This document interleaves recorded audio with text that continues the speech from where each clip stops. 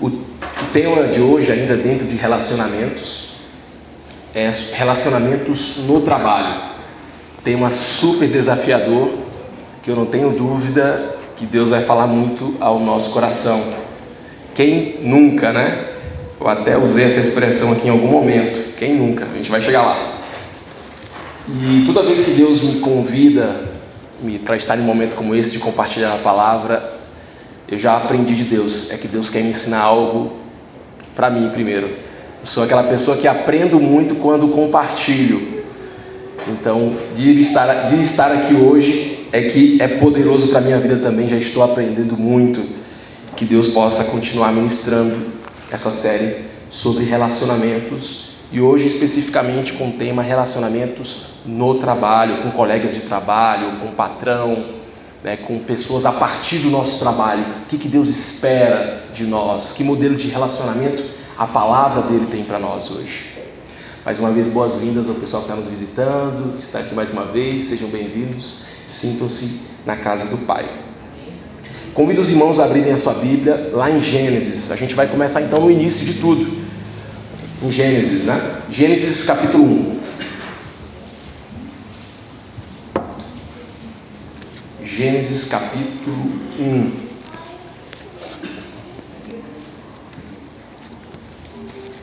Gênesis capítulo 1, a partir do verso 1 mesmo. Como é uma mensagem temática, hoje a gente vai dar uma volta pela Bíblia, desenferrujar um pouco aí quem estiver enferrujado. Vamos lá então. Capítulo 1 do livro de Gênesis, a partir do versículo 1 ao 3, essa primeira parte. Diz assim: no princípio criou Deus os céus e a terra, porém estava sem forma e vazia. Havia trevas sobre a face do abismo, e o Espírito de Deus pairava por sobre as águas. Disse Deus: haja luz, e houve luz. Ainda no capítulo 1, vamos lá para o versículo 27 e 28. Mas vou convidar para ler a partir do 26, 27 e 28. Também disse Deus: façamos o homem à nossa imagem, conforme a nossa semelhança. Tenha ele domínio sobre os peixes do mar, sobre as aves dos céus, sobre os animais domésticos, sobre toda a terra e sobre todos os répteis que rastejam pela terra. 27. Criou Deus, pois, o homem à sua imagem, a imagem de Deus o criou, homem e mulher os criou. E Deus os abençoou e disse: sede fecundos, multiplicai-vos, enchei a terra e sujeitai-a, dominai sobre os peixes do mar, sobre as aves dos céus e sobre todo animal que rasteja pela terra. Versículo 31 agora, ainda no capítulo 1. Versículo 31. Viu Deus tudo quanto fizera, e eis que era muito bom. Houve tarde e manhã o sexto dia. Pulamos lá para o capítulo 12, versículo 15 a 17. Capítulo 2 de Gênesis, 15 a 17. Diz assim: tomou, pois, o Senhor Deus o homem e o colocou no jardim do Éden para cultivar e o guardar. E o Senhor Deus lhe deu esta ordem: de toda árvore do bem comerás livremente, mas da árvore do conhecimento do bem e do mal não comerás, porque no dia em que dela comeres, certamente morrerás. Amém, irmãos? Amém. Depois a gente vai ler outros textos. Para a gente falar de relacionamentos no trabalho, é importante a gente voltar primeiro para o conceito de trabalho. Como a Bíblia nos conceitua ou define trabalho. Porque a gente sabe que existem diversos conceitos de trabalho, e o próprio conceito ele foi sendo modificado ao longo da história. Se a gente for ver o que era trabalho antes, na Idade Média, ou ocupação era uma coisa. Depois da Revolução Industrial, foi uma outra forma de conceituar trabalho. Aí já vem o horário, o trabalhador tem que cumprir determinadas horas, tem o seu salário, vai ter dia de descanso, não vai ter feriado, tem um dia do trabalhador. Então a gente pode ter vários conceitos do que é trabalho, mas o que a Bíblia nos diz sobre trabalho? Por isso a importância da gente ir a Gênesis. E aí eu faço uma pergunta para vocês. Eu estou com 35 anos, já um velhinho, né? E eu vou confessar para vocês que nos últimos dias, dona Marta, tenho pensado mais na minha aposentadoria do que o normal. 35 anos. Eu me peguei um dia desses pensando sobre a aposentadoria. Quanto tempo falta? Quanto ainda tenho que trabalhar? E aí isso começou a ficar mais recorrente. E aí eu comecei a parar, meu Deus, mas será que eu não estou tendo mais prazer no trabalho? Porque começar a pensar, será que eu já estou tão cansado assim aos 35 anos que eu tenho que pensar tanto na minha aposentadoria? Mas me peguei pensando esses dias, andando, empurrando minha bicicleta em uma ladeira dessas de Livramento e perguntando até quando vou empurrar essa bicicleta. E nesses dias, preparando essa mensagem, lembrei disso. Mas aí, quem de nós, ou quem nunca, já pensou aqui em, vamos falar assim, digamos hoje, mas antes até de ser cristão, quem de vocês já passou na cabeça, se eu ganhasse na Mega Sena? Ó, dona Marta não, né? Ou se alguém já pensaram que se aparecesse um parente de algum lugar que eu não sei quem é e dissesse, seu nome está aqui, e você recebia uma fortuna de um parente que você nem conhecia. Eu já pensei nisso em algum momento da minha vida. Eu falei, por que eu nasci nessa família aqui, Deus? Aqui é só trabalho, não tem um parente rico aqui. Eu poderia estar numa fazenda em uma hora dessa, só contando as cabeças de gado. Mas não aconteceu. Mas isso nos leva exatamente a uma distorção do que é trabalho. No fundo, isso tem uma distorção do que é trabalho. E a gente vai entender isso. Ou pelo menos um valor suficiente para trabalhar mais, ou ficar pensando, né, se eu ganhasse um pouco mais, será que eu não trabalharia só 4 dias na semana? Se eu tivesse tanto, eu trabalharia, mas ia pegar mais leve, ia trabalhar 2 dias e ia tirar os outros de final de semana. E isso às vezes são coisas que podem estar na nossa cabeça, mas quando a gente vai para esse texto que a gente acabou de ler, fica evidente uma coisa. Primeiro, Deus é um Deus que trabalha. O nosso Deus é um Deus que trabalhou no começo do universo. Amém. Trabalhar faz parte do caráter de quem é Deus. O trabalho é algo essencialmente bom, pois vem de Deus. E aí isso nos choca um pouco. Porque em algum momento também eu já pensei assim, eu vou confessar todos os meus pecados sobre trabalho hoje para vocês. Eu já pensei assim, o que Adão e Eva foram ter que pecar e eu ter que trabalhar nessa segunda-feira hoje? Nunca pensaram isso, né? Não, só eu pensei isso. Mas isso também a gente vê que é um equívoco, porque aqui nesse texto a gente vê que Deus trabalhou e colocou o trabalho na vida do homem antes do capítulo 3 de Gênesis, que é o capítulo que fala sobre o pecado. Então o trabalho ele existe antes do cair ou da queda de Adão e Eva. O trabalho já estava ali, tinha um propósito. A questão que a gente vai ver aqui é que, por causa da queda, algumas consequências prejudicaram a nossa forma de trabalhar. Mas o trabalho não é um mal necessário. Já ouvi pessoas falarem isso, o trabalho é mal necessário. Eu só vou porque eu tenho que pagar minhas contas, porque se eu não for, como é que eu vou pagar o aluguel? O trabalho não é um mal necessário.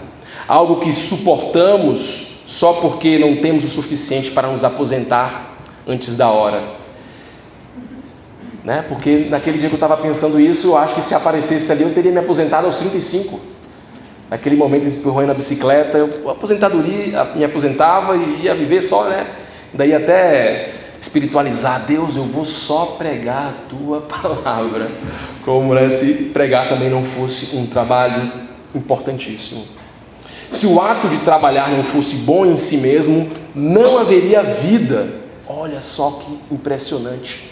Se Deus não tivesse trabalhado no cosmos, na existência, criando ordem, criando o dia, criando os animais, criando os seres humanos, não haveria vida. O trabalho fala de vida. Quando nós trabalhamos, vem a vida, a existência. Se o ato de trabalhar não fosse bom em si mesmo, não haveria vida. Se existe algo, esse algo entre aspas, em vez de nada, também entre aspas, é porque Deus trabalhou. Deus é um Deus que trabalha, que desenha, que cria, que produz, que doa, que põe ordem no caos. Porque era isso que existia antes do trabalho de Deus. Quando a gente vê ali Gênesis 1, a palavra diz que havia o abismo, havia um caos, havia uma desordem, as coisas não estavam claras e Deus trabalhou e o caos foi desfeito. A ordem veio a criação. Esse texto que eu estou falando de vocês, eu tirei do livro do Bernard Shaw, Trabalho, Propósito e Descanso, um livro maravilhoso. Mas nesse texto também, a gente percebe algo no versículo 26, que é Imago Dei. Imago Dei é uma expressão que vem do latim, que os teólogos da Reforma utilizavam muito, o latim, para dizer imagem de Deus. O versículo 26 fala exatamente dessa característica maravilhosa, que nós fomos feitos à imagem e semelhança de Deus. Então, se nós fomos feitos à imagem e semelhança dele, nós também fomos feitos para o trabalho, para esse trabalho que ele executou. Trabalho, na visão secular, moderna, pós-revolução industrial, é diferente, sim, da visão bíblica, cristã e da cosmovisão cristã. Um exemplo, no trabalho secular, já é muito claro, trabalho e salário. Quando a gente faz essa relação de trabalho, tem a ver com salário, tem a ver com horas, a gente acaba deixando de lado algumas atividades que são trabalho e que muitas vezes a gente não reconhece. O trabalho, na visão bíblica, sim, tem o retorno econômico também. Ele tem que ter, só que ele vai além disso. Além do retorno econômico, ele tem a ver com a manutenção da ordem e da plenitude da vida do universo. Manutenção da ordem. Quando a gente vai para Adão e Eva sendo colocado no jardim, Deus fala ali no versículo que a gente leu, colocou o Adão no jardim para o cultivar e o guardar. Cultivar e guardar o quê? Aquilo que Deus já tinha feito. Deus nos colocou também para cultivar e guardar aquilo que Ele começou. E aí tem um conceito muito interessante que vem do hebraico, que é o conceito de shalom, que na tradução mais nossa, evangélica, protestante, não sei de quantos de vocês já foram de outras igrejas, mas eu fui de uma igreja que tinha muito a paz do Senhor. Já cumprimentaram alguém assim? Já fui de uma igreja que a paz do Senhor, irmão, é exatamente essa shalom. Só que a paz, a palavra shalom, ela é mais completa. E quando a gente vai para o texto do hebraico, em todas as escrituras, quando ela aparece diversas vezes essa expressão, e no versículo 28 ela também aparece, o que significa essa shalom, essa paz de Deus? Ela significa paz, mas ela significa segurança, significa florescimento, plenitude de vida. Shalom conota a realidade de que as coisas estão em seu devido lugar. Isso é a shalom de Deus, a paz de Deus. E Deus trabalhou para que a shalom dele fosse estabelecido no universo. Versículo 1, 28 diz isso. Vou ler de novo. Fala um pouco da shalom. O 28. E Deus abençoou e lhes disse: sede fecundos, multiplicai-vos, enchei a terra e sujeitai-a, dominai sobre os peixes. Essa palavra aqui que vem do dominai, fala administrai. Sejam administradores, gestores disto que eu fiz da criação, que vocês possam guardar isso. E aí Deus fala da criação, fala dos peixes do mar, sobre as aves, sobre os céus. Isso tudo tem a ver com a shalom de Deus. Isso nos fala de algumas tradições cristãs também, da expressão mandato cultural. Deus deu ao homem esse mandato cultural de guardar a terra, de desenvolver, de trazer a shalom. Na nossa missão como representante do Criador aqui na terra, de estender o governo de Deus em todas as esferas, em todos os cantos da criação, nosso trabalho é dar continuidade ao trabalho de Deus no cosmos, construindo uma cultura de shalom, de paz, de florescimento, de plenitude, das coisas no seu devido lugar, funcionando como deveriam funcionar, como Deus as criou. Nós somos aqueles que Deus deu para continuar esse trabalho. O entendimento bíblico nos ajuda a honrar muitas outras atividades. E olha só que tremendo, quando a gente olha para isso, a gente vai trazer outras atividades que às vezes a gente acha que não é trabalho. Quer ver?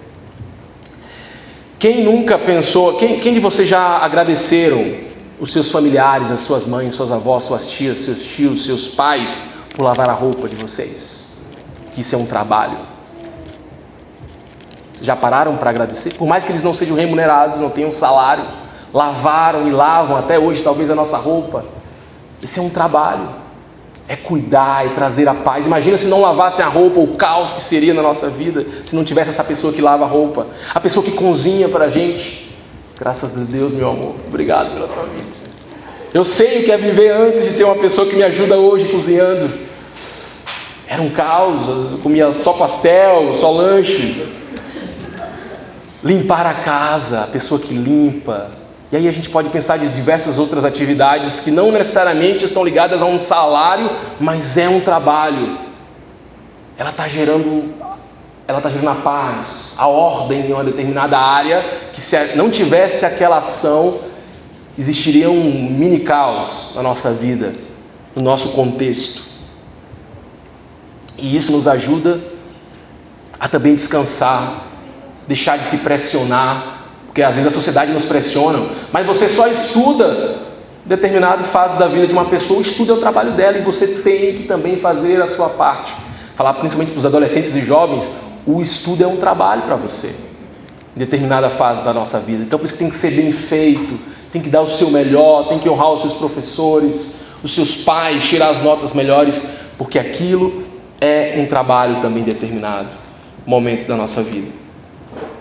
E para além disso, o que também tem a ver com o trabalho é o descanso. A gente não vai entrar muito aqui hoje, isso aqui é só uma introdução, irmãos. Falei com o pastor Juninho, acho que a gente vai ter uma série só sobre trabalho, porque é uma coisa maravilhosa. Mas e o descanso? Deus descansou no 7º dia, irmãos.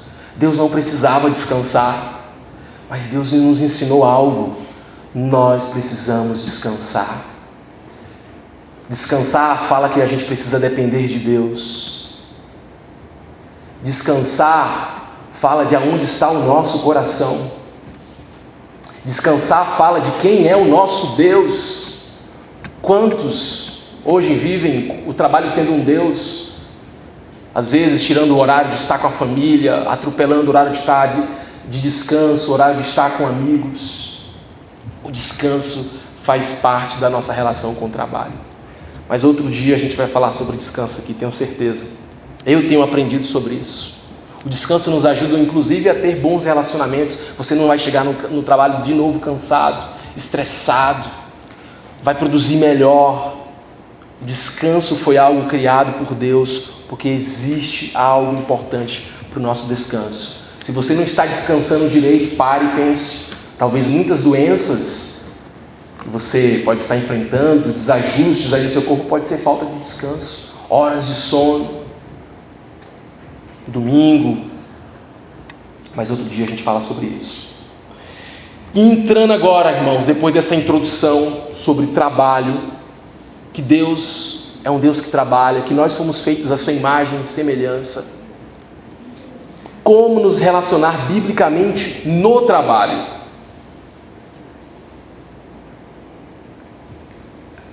Primeiro, uma coisa importante. Deus nos deu domínio e autoridade sobre muitas coisas, mas Deus não nos deu domínio sobre pessoas. E isso é uma coisa que precisa ficar claro.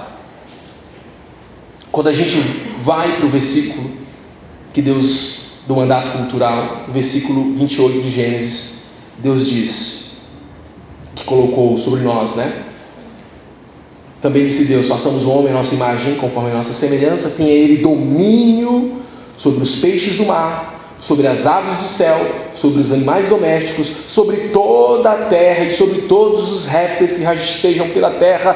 Mas em nenhum momento aparece Deus falando que Adão tenha domínio sobre Eva, que Eva tenha domínio sobre Adão.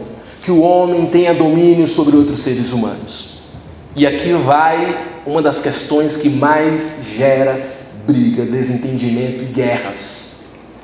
O homem tentando dominar e explorar outro ser humano. Deus não nos deu essa autoridade. Deus não nos deu essa autoridade sobre dominar outras pessoas. Precisamos olhar para o outro como imagem e semelhança de Deus. Quando eu falei que nós somos imago Dei, imagem e semelhança de Deus, é muito fácil a gente absorver isso para nós. Mas às vezes a gente custa entender quando a gente está lidando com outra pessoa, que esta pessoa é imagem e semelhança de Deus. Isso nos livra de tantos problemas. Olhar para uma pessoa pecadora que seja assim como nós. Talvez uma pessoa que está no seu trabalho, que nem conhece a Cristo, mas você olhar e falar, ela é uma imagem e semelhança de Deus. Foi feita, criada a imagem e semelhança de Deus. Isso nos gera um temor. Precisa nos gerar um temor sobre a forma de nos tratar. O trabalho não é sobre nós, é sobre Deus.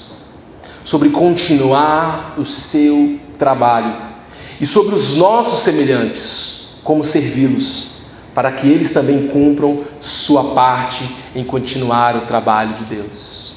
Porque foi assim que Deus falou para nós. E eu acho essa parte maravilhosa. Porque em todo Gênesis 1 é a primeira vez que aparece a Trindade. Todos os outros momentos de criação era Deus criando, Deus dizendo, mas na hora de fazer o homem, o ser humano, Deus disse, façamos. Deus como comunidade, como relacional, se relacionando como Trindade e colocando algo em nós. Relacionar em respeito, em equilíbrio, olhando o outro como imagem e semelhança de Deus. É algo que Deus colocou em nós. Gênesis 2,18 também nos traz da importância do primeiro, não diria o primeiro colega de trabalho, né? Eu coloco aqui eles como os segundos colegas de trabalho na narrativa bíblica aqui, né? Os primeiros colegas de trabalho foram a Trindade. Eles foram os primeiros a trabalharem ali, fazendo nós, a imagem e semelhança de Deus. Mas os segundos colegas de trabalho eram Adão e Eva. Adão e Eva foram os primeiros a trabalharem juntos. Deus pegou eles e os colocou no jardim para trabalharem juntos. E aí o que diz Gênesis 2,18? Disse mais o Senhor Deus. Acabou a bateria?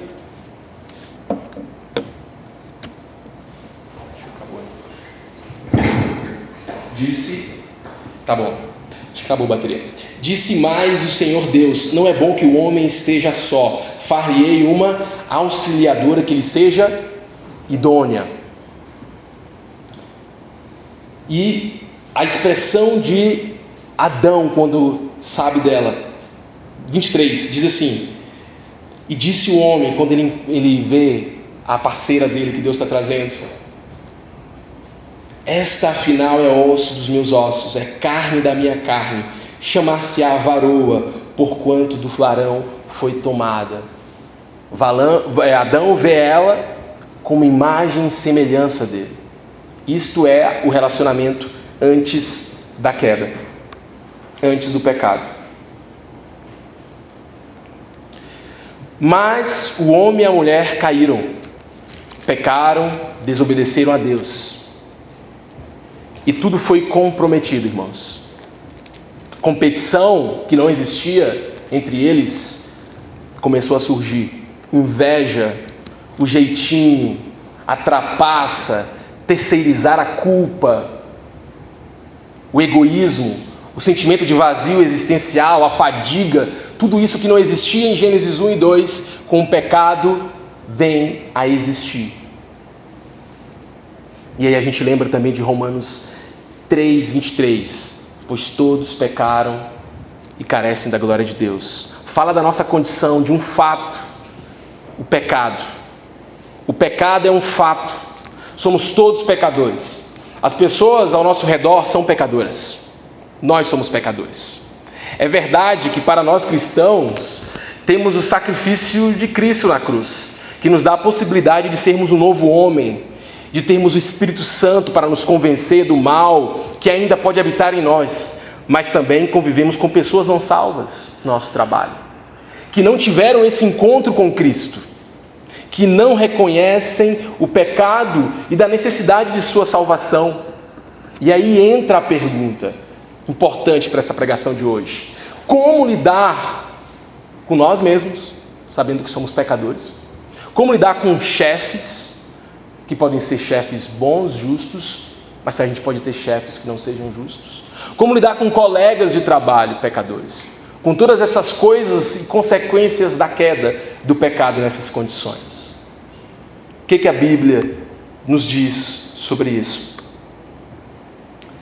Primeiro, reconhecendo nossa condição de pecadores. A primeira coisa é: nós somos pecadores. Nós somos pecadores. Todos pecaram e estão destituídos da glória de Deus. Nós precisamos de Deus na nossa vida.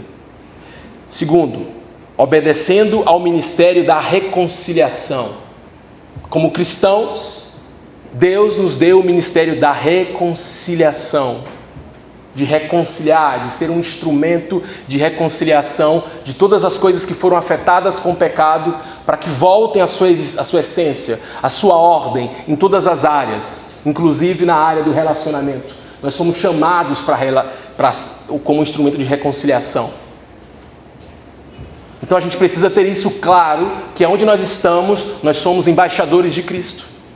Paulo nos diz sobre isso. Embaixadores fala de representantes com plenos poderes e autoridades para representar uma outra autoridade. Pode ser um presidente, um rei, mas que naquele local onde o embaixador está, ele representa aquele país, representa aquela cultura, representa a verdade que aquele país tem.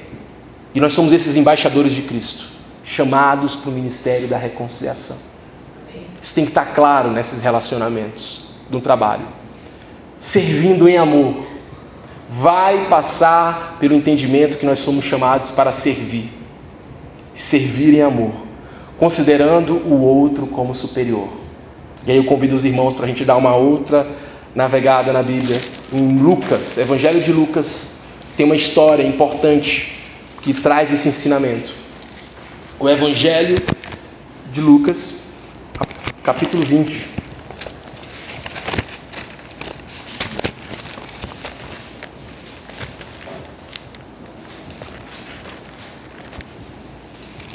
Desculpa, irmãos. Esqueci. Mateus 20. Até consertado em casa. Evangelho de Mateus, o primeiro dos evangelhos, capítulo 20.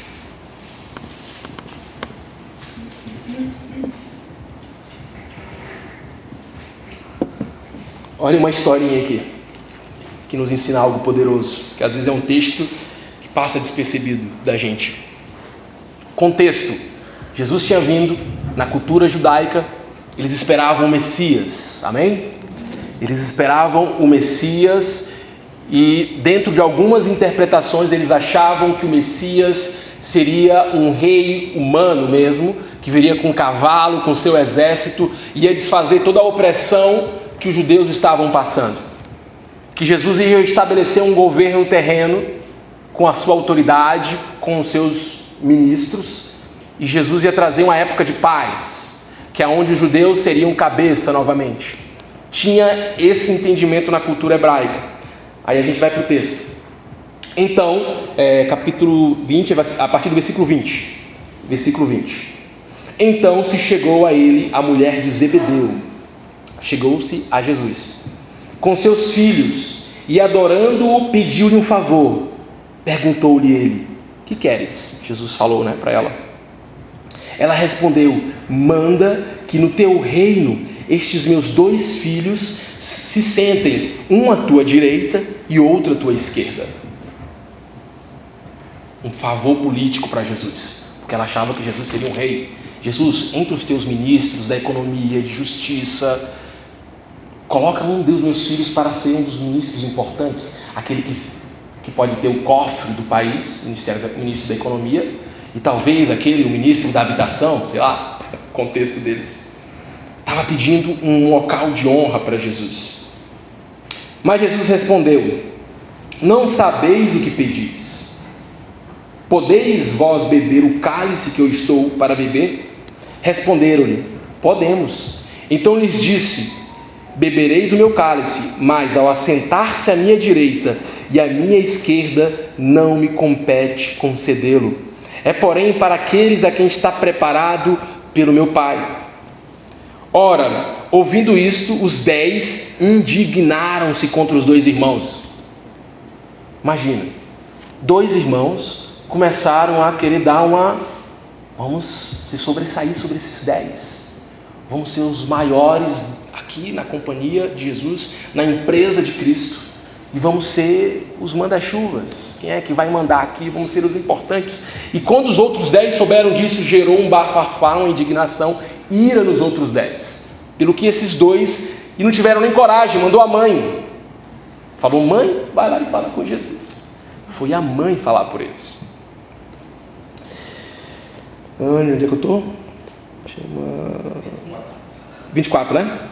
Ora, ouvindo isso, os 10 indignaram-se contra os 2 irmãos. 25. Então Jesus, chamando-os, disse: sabeis que os governadores dos povos o dominam e que os maiorais exercem autoridade sobre eles. Jesus está falando: ei, a cultura desta era, deste tempo, realmente eles dominam sobre pessoas.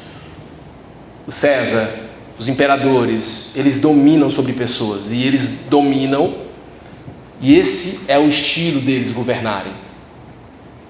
Mas Jesus disse: não é assim entre vós, não é assim com a gente.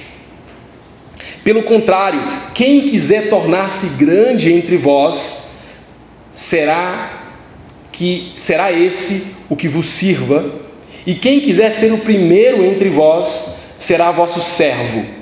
Tal como o Filho do Homem tal como o Filho do Homem, que não veio para ser servido, mas para servir e dar a sua vida em resgate por muitos.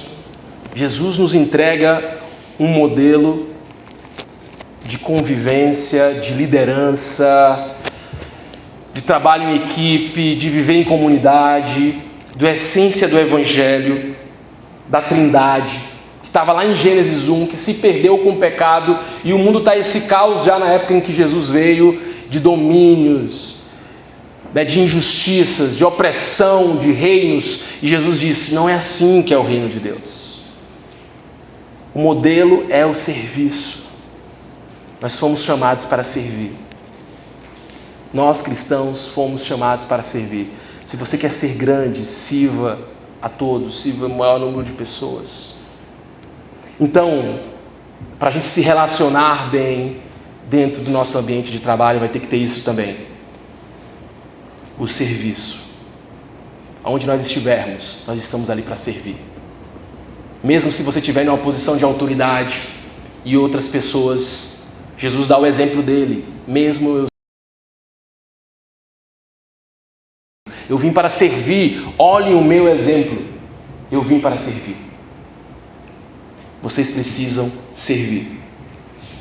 Então, reconhecendo a condição de pecadores, obedecendo o ministério da reconciliação, servindo em amor, Deus nos chamou para servir em amor, considerando os outros como superiores. E aí, quando a gente vai para a questão prática, quando a gente olha em algumas cartas dos evangelhos, a gente vê também Paulo falando sobre cotidianos, as relações de servos, de escravos e senhores, porque naquela época existia um tipo de escravidão que era como uma servidão, e Paulo também traz algumas coisas práticas com toda a cosmovisão cristã que a gente viu até agora. O entendimento de trabalho, para que o trabalho existe, por que eu preciso trabalhar e como me relacionar com os meus colegas de trabalho. A gente pode sinalizar aqui hoje 4 marcas de um trabalho cujo serviço é definido pela fé em Deus e pelas boas novas do Evangelho. Marca número 1. que eu estou com vocês no mesmo barco, irmãos. Estamos caminhando para vivermos isso. Que Deus nos capacite. Primeiro, essa aqui, irmãos. Quem nunca? Atire a primeira pedra. Quem nunca? Determinação para não reclamar. Não reclamar no trabalho. Não murmurar. Não murmurar. Como cristãos, nós não fomos chamados para murmurar. Onde é que a gente vê isso? Isso é um testemunho, irmãos, poderoso. Eu não sei quanto vocês já viveram isso. Da pessoa ficar impactada. E você não vai falar mal também? Você não vai falar mal de tudo isso que está aqui? Você não vai entrar com a gente na rodinha? Porque, irmão, você sabe que o pecado de murmurar é um pecado... Está todo mundo falando mal, né? O que custa consentir com a cabeça? É isso mesmo? Ninguém faz isso? Não nos dá isso? Filipenses 2, carta de Filipenses, capítulo 2, versículo 14 e 16, o que Paulo nos diz sobre não murmurarmos. É uma das marcas do nosso relacionamento em trabalho. Filipenses, capítulo 2, versículos 14 e 16, diz assim: fazei tudo sem murmurações, nem contendas, para que vos torneis irrepreensíveis e sinceros, filhos de Deus, inculpáveis no meio de uma geração pervertida, corrupta, na qual resplandeceis como luzeiros no mundo, preservando a palavra da vida. O sarrafo, como diz, é bem alto. Sabe aquele que o pessoal está pulando para aquele esporte? O nível do evangelho é lá em cima, irmãos.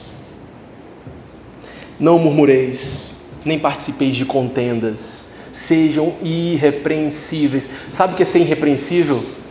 É o seu supervisor, o seu patrão, o seu colega olhar para ti e falar: não tenho do que falar de você. Não tenho de que falar. Não tenho. Você faz o que é correto, mesmo quando acontecem injustiças com você, mesmo quando eu sou errado com você, mesmo como talvez o seu chefe não dá o devido valor no seu trabalho, quando você não recebe o que deveria ganhar. Isso é ser irrepreensível, irmãos. Continuar ali. Sim, peça a Deus, ore. Se no caso se você tiver um patrão que seja injusto, ore por ele. Lembre, de fato, pecadores, nós e eles também. Ore para que ele se converta, para que Deus se revele para ele. Seu colega de trabalho, ore por ele. Eu estou falando isso porque eu estou exercitando isso esses dias, irmãos. Não é fácil, mas é tão bom. Não sei vocês, mas quando a gente ora por uma pessoa, e aí entra lá também no Sermão do Monte, né? Jesus também já nos dizia isso no Sermão do Monte: orar pelos que vos perseguem, os vossos inimigos. Não sei quantos já tiveram essa experiência. Cara, Deus coloca um amor no teu coração.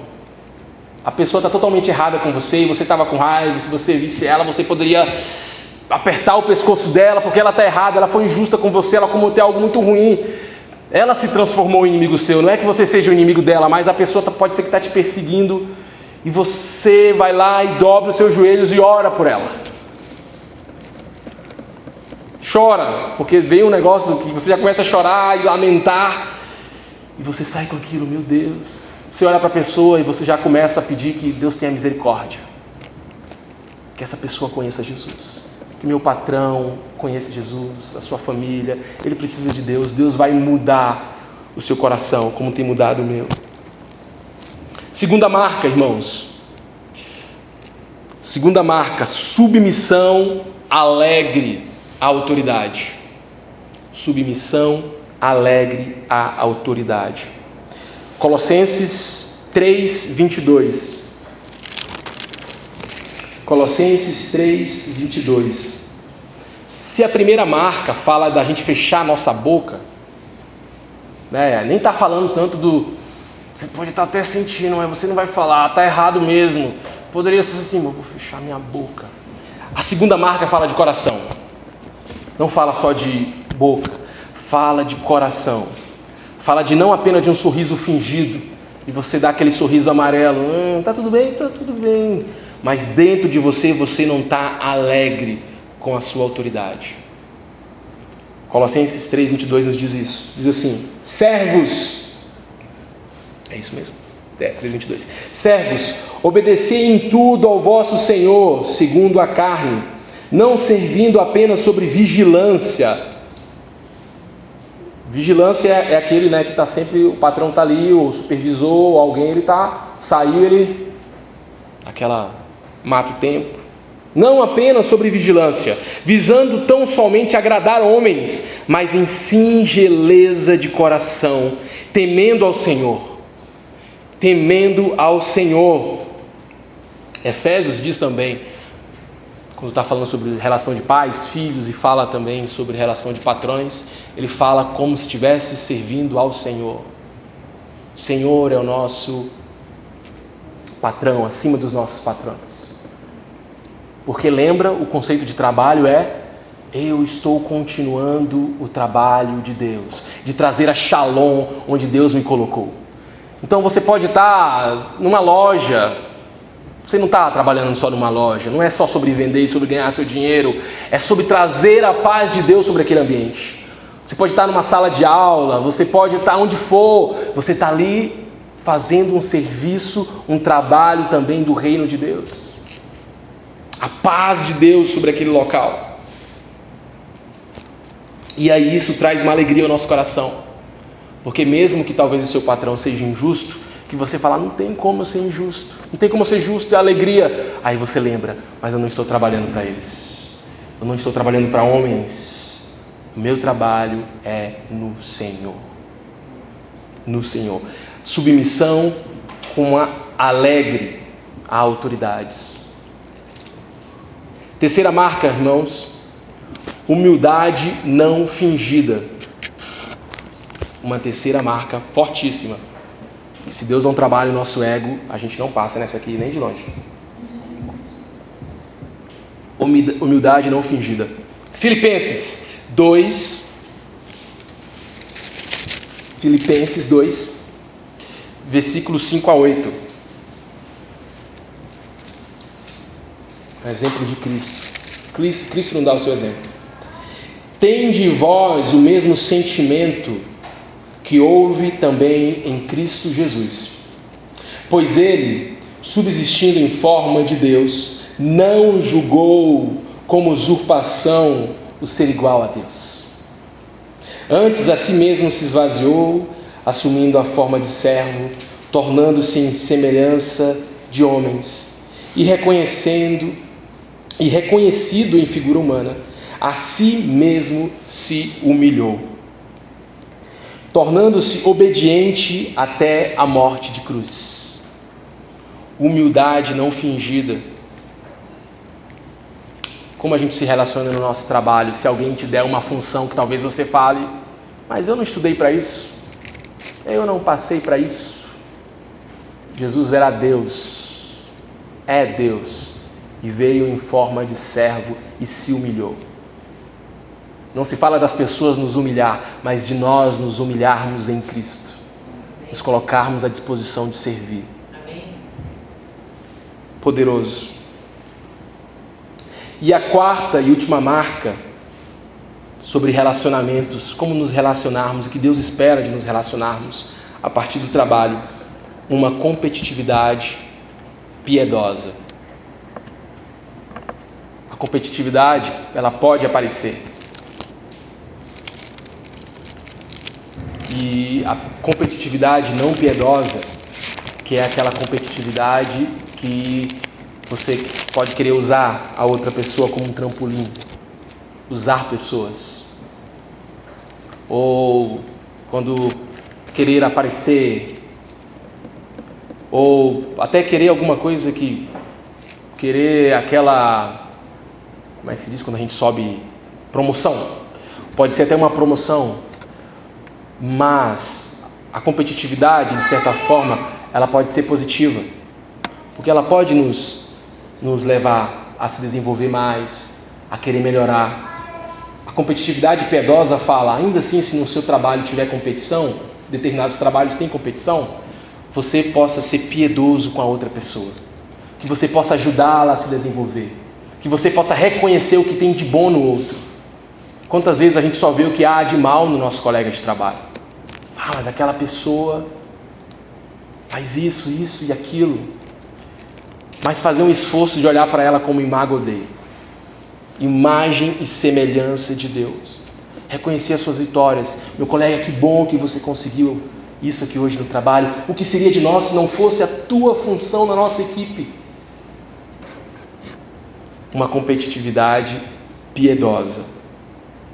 E encaminhando para os finalmente, irmãos, essas 4 marcas que a gente trouxe hoje aqui, vou repetir. 1, determinação para não reclamar. Que Deus nos ajude. Não sejamos murmuradores. 2ª marca, submissão alegre à autoridade. Porque a gente entende que a gente está servindo a Cristo. Deus é o nosso Senhor. Claro que vai ter uma autoridade, que a gente tem que orar por ela, pelo nosso patrão, para o nosso supervisor. Mas acima dele está Cristo. Humildade não fingida. De sabermos que nós somos chamados para servir. Servir a todos. Cristo veio em forma de servo e nos chamou para sermos servos também. E a última, competitividade piedosa, de olhar para os nossos colegas de trabalho, no relacionamento de trabalho, apesar da competição que possa ter, que sejamos piedosos, que possamos olhar para eles e vermos a imagem de Deus. Pessoas que também são pecadoras e que estão lutando, que têm as suas fragilidades, mas que também têm os seus acertos, e que a gente precisa ser generosos com palavras de reconhecer.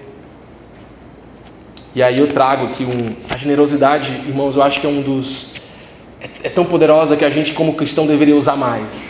A generosidade, ela quebra. Eu vou trazer 2 exemplos para finalizar aqui de que aconteceu comigo essa semana.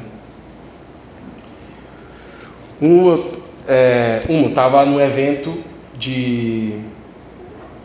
o nome da escola que mudou agora recentemente, do Colégio da Urcamp. O Colégio da Urcamp mudou o nome.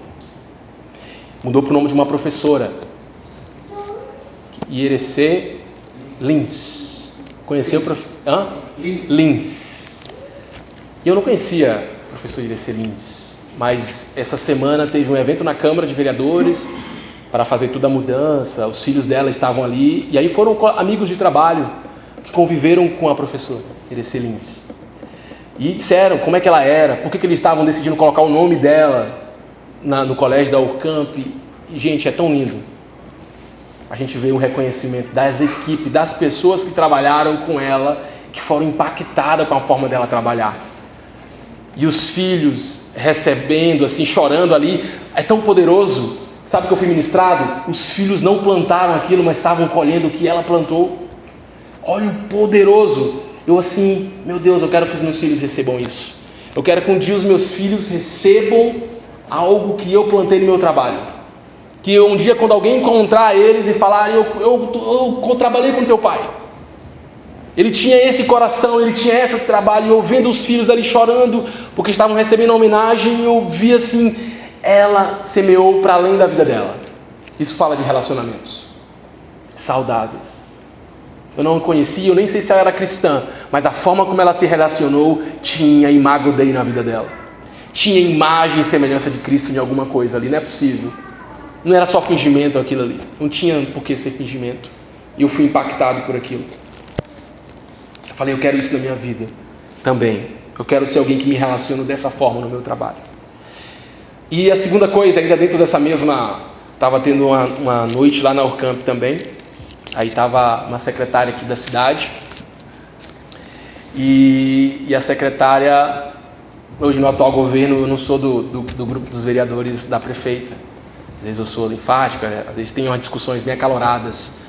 Mas uma das secretárias me quebrou, porque ela estava falando lá e esqueceu de citar o meu nome. Eu estava representando a Câmara de Vereadores, a instituição. E aí ela saiu do nada e falou, eu tenho que quebrar o protocolo. Eu tenho que quebrar o protocolo, porque eu cometi um erro gravíssimo.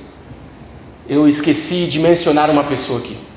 E aí ela pegou o microfone e começou a... Quero mencionar o vereador Rafael e tal. E aí começou a dizer e disse palavras generosas sobre mim que eu não imaginava. E aquilo me quebrou assim por dentro, que eu fui me abaixando. E eu lembrei disso. Independentemente da competição que possa ter no seu trabalho, seja generoso com a pessoa. Talvez pode ter até algum nível de contenda, reconheça aquilo que é da pessoa. Seja justo com as suas palavras. O que é da pessoa é dela, o que ela estiver fazendo de errado, diga em amor, com lágrimas nos olhos, com compaixão, mas seja generoso nas palavras. A gente precisa ser mais generosos com aquilo que cada um de nós temos. E aí eu convido vocês para o nosso encerramento, para ler Colossenses 3, vou botar aqui em Colossenses 3, 22.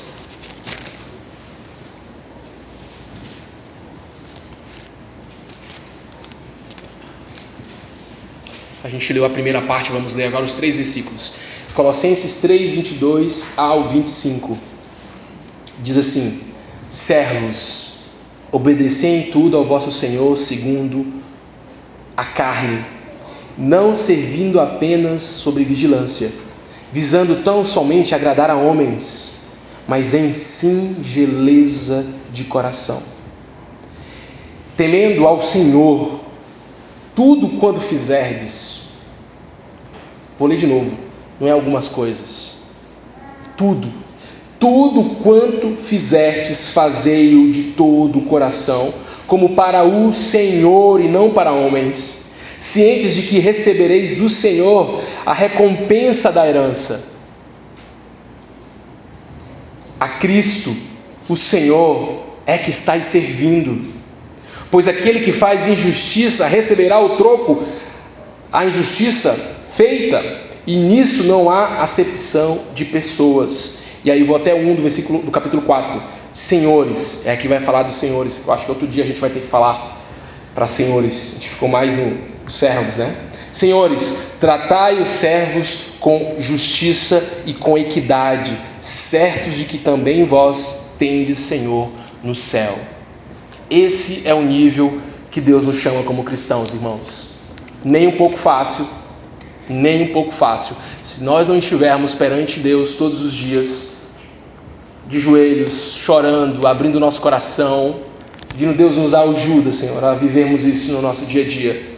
Isso é um testemunho poderoso da mensagem do reino de Deus. Amém? Amém.